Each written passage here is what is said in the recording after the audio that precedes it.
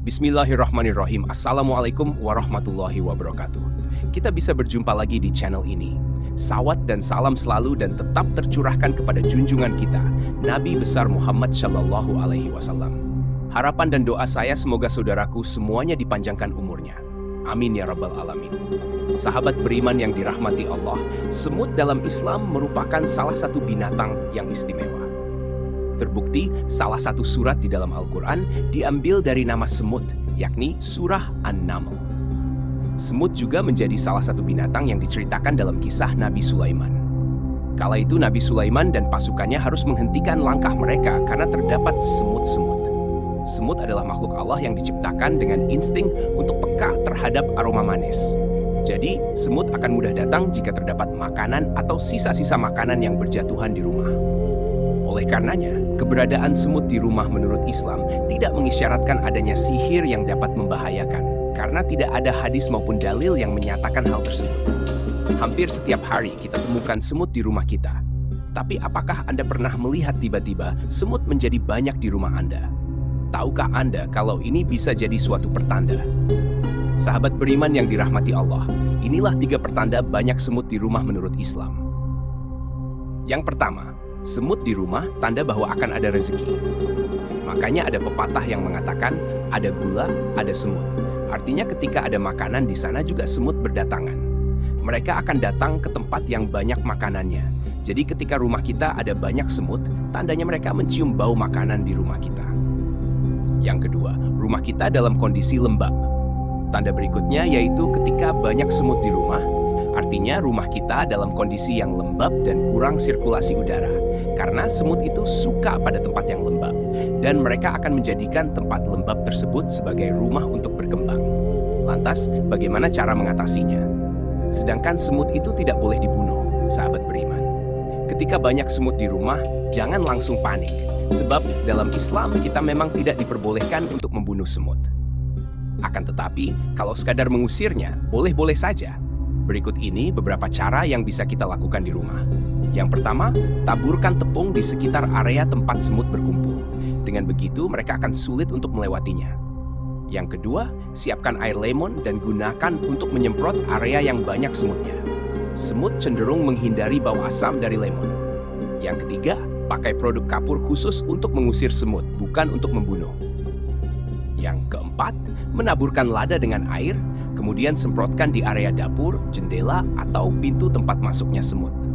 Yang kelima, taburkan bubuk kayu manis karena semut kurang menyukai aroma dari kayu manis. Yang keenam, bersihkan atau rapikan makanan-makanan yang disukai semut agar tidak menjadi incaran dan titik berkumpulnya semut. Yang ketujuh, selalu bersihkan perabotan rumah, terutama dari tetesan air dan bekas cemilan untuk menghindari semut. Yang kedelapan, arahkan semut ke alam bebas supaya mereka tetap bisa hidup.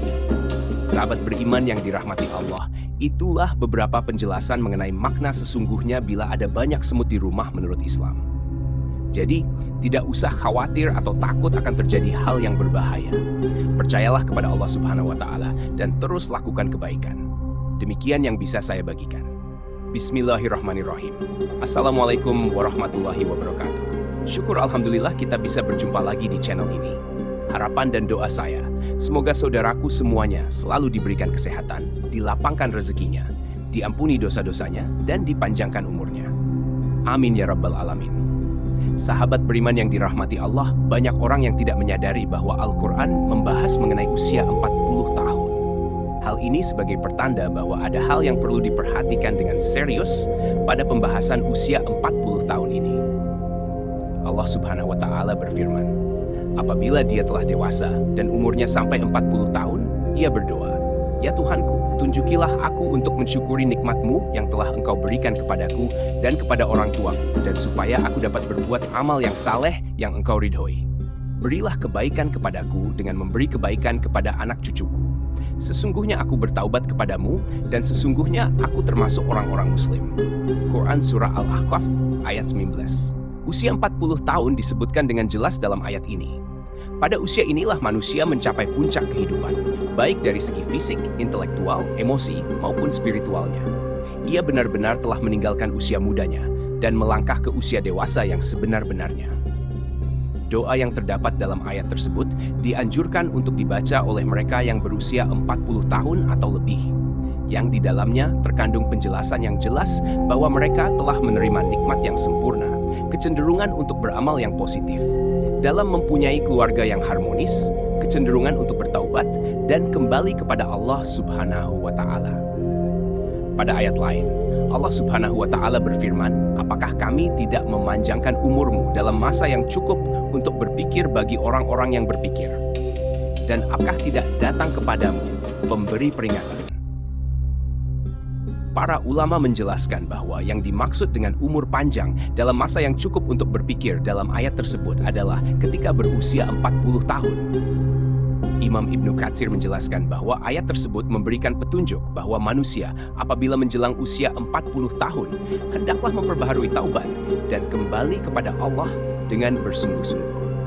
Apabila hal itu berlaku menjelang usia 40 tahun, maka Allah memberikan janjinya dalam ayat setelahnya, yaitu kematangan usia 40 tahun adalah usia matang bagi kita untuk bersungguh-sungguh dalam hidup, mengumpulkan pengalaman, menajamkan hikmah dan kebijaksanaan, serta membuang kejahilan. Ketika usia muda lebih berhati-hati melihat sesuatu dengan hikmah dan penuh penelitian, maka tidak heran tokoh-tokoh pemimpin muncul secara matang pada usia ini. Bahkan lebih, Nabi Muhammad SAW pun demikian, sebagaimana yang disebutkan oleh Ibnu Abbas bahwa diutusnya Rasulullah yaitu pada usia 40 tahun. Nabi Muhammad SAW diutus menjadi nabi tepat pada usia 40 tahun. Begitu pula dengan nabi-nabi yang lain, kecuali Nabi Isa alaihissalam dan Nabi Yahya alaihissalam. Mayoritas negara juga mensyaratkan bagi calon-calon yang akan menduduki jabatan-jabatan elit seperti kepala negara harus setelah berusia 40 tahun. Masyarakat pun mengakui bahwa mantapnya prestasi seseorang tatkala orang tersebut telah berusia 40 tahun. Sahabat beriman yang dirahmati Allah SWT, mengapa umur 40 tahun begitu penting? Menurut Ibnu Qayyim al-Jauziyah, usia manusia diklasifikasikan menjadi 4 periode, yaitu 1. Aurat, sejak lahir hingga akil balik. 2. Sabar, sejak akil balik hingga 40 tahun. 3. Kuhlul, 40 tahun hingga 60 tahun. 4. Suwuk, 60 tahun ke atas. Pada usia 40 tahun adalah usia ketika manusia benar-benar meninggalkan masa mudanya dan beralih kepada masa dewasa yang sempurna. Kenyataan yang paling menarik pada usia 40 tahun ini adalah meningkatkan minat seseorang terhadap agamanya yang semasa mudanya jauh sekali dengan agamanya, baik dengan menjalankan kewajiban salat tepat waktunya, dengan berjamaah dan tepat waktu, memperbanyak sedekah, menutup auratnya, atau dengan mengikuti kajian-kajian keagamaan.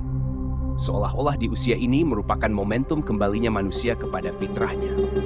Namun, jika ada orang yang telah mencapai usia ini, akan tetapi tidak ada minat terhadap agamanya, maka hal ini sebagai pertanda yang buruk dari kesudahan umurnya di dunia. Salah satu keistimewaan usia 40 tahun tercermin dari sabda Rasulullah Shallallahu Alaihi Wasallam. Seorang hamba muslim apabila usianya mencapai 40 tahun, Allah akan meringankan hisabnya atau perhitungan amalnya. Hadis riwayat Ahmad. Hadis ini menyebutkan bahwa usia 40 tahun merupakan titik awal seseorang memiliki komitmen terhadap penghambaan kepada Allah Subhanahu wa Ta'ala, sekaligus konsisten terhadap Islam, sehingga Allah Subhanahu wa Ta'ala pun akan meringankan hisabnya. Inilah keistimewaan orang yang mencapai usia 40 tahun. Namun, usia 40 tahun merupakan saat di mana orang harus berhati-hati.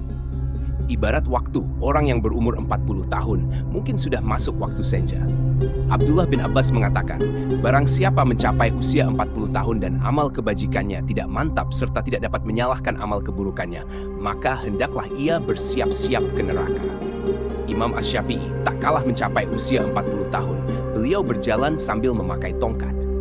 Jika ditanya, maka beliau menjawab, agar aku ingat bahwa aku adalah musafir. Demi Allah, aku melihat diriku sekarang ini seperti seekor burung yang dipenjara di dalam sangkar. Lalu burung itu lepas di udara, kecuali telapak kakinya saja yang masih terbang dalam sangkar. Komitmenku sekarang seperti itu juga. Aku tidak memiliki sisa-sisa syahwat untuk menetap tinggal di dunia. Aku tidak berkenan sahabat-sahabatku memberiku sedikit pun sedekah dari dunia. Aku juga tidak berkenan mereka mengingatkanku sedikit pun tentang hiruk-pikuk dunia.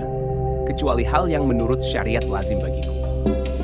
Sahabat beriman yang dirahmati Allah, kematian bisa datang kapan saja. Satu perkara yang harus senantiasa kita sadari adalah bahwa kematian bisa memanggil kita kapan saja, tanpa ada tanda, tanpa alamat, dan tanpa mengira usia. Jika kita beranggapan harus menunggu usia 40 tahun untuk mulai memperbaiki diri, maka rugi dan sia-sialah hidup kita jika ternyata umur kita tidak panjang. Maka dari itu, sisa-sisa usia kita ini, marilah kita mulai berbenah diri, meneguhkan tujuan hidup, meningkatkan daya spiritual, memperbanyak bersyukur, menjaga makan dan tidur, serta menjaga keistiqomahan dan berusaha meningkatkan kualitas dalam beribadah. Banyak manusia yang tertipu dengan keindahan dunia dan isinya yang bersifat sementara. Mengingat mati bukan berarti kita akan gagal di dunia ini, tetapi dengan mengingat mati, kita berharap menjadi insan yang berjaya dan selamat di dunia dan di akhirat kelak. Janganlah menunggu hingga esok untuk membuat persediaan menghadapi kematian, karena mati bisa datang kapan saja. Wallahualam bishawab. Demikian yang bisa saya bagikan. Semoga bermanfaat untuk kita semua. Amin ya rabbal alamin. Assalamualaikum warahmatullahi wabarakatuh.